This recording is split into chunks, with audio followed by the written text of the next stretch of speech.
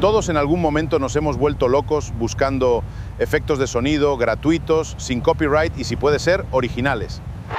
No hace falta que os diga la importancia de incluir algunos efectos acompañando las acciones de un vídeo, para ayudar a que el espectador tenga una experiencia inmersiva.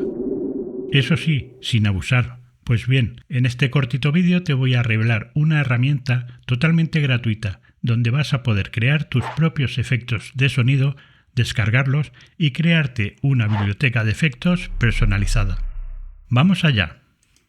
Para encontrarla vamos a poner en el buscador JSFXR y escogeremos la primera opción.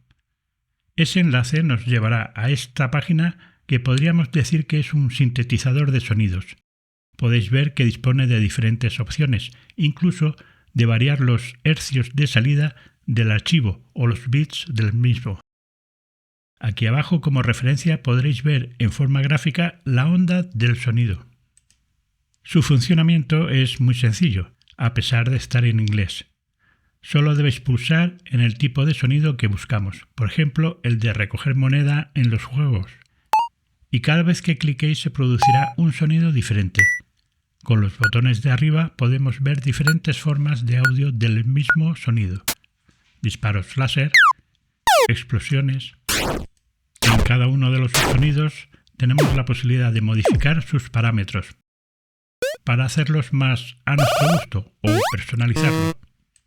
Se trata de ir jugando con todos estos valores.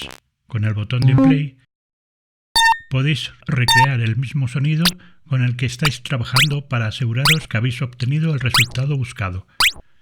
Finalmente, en este enlace que pone el nombre del sonido, podremos descargar dicho sonido en formato WAV de calidad. Y para los que seáis entendidos en sonidos o programadores, tenéis la posibilidad de ver la serie de frecuencias que componen el sonido y guardarlo como archivo de texto. ¿Verdad que es interesante?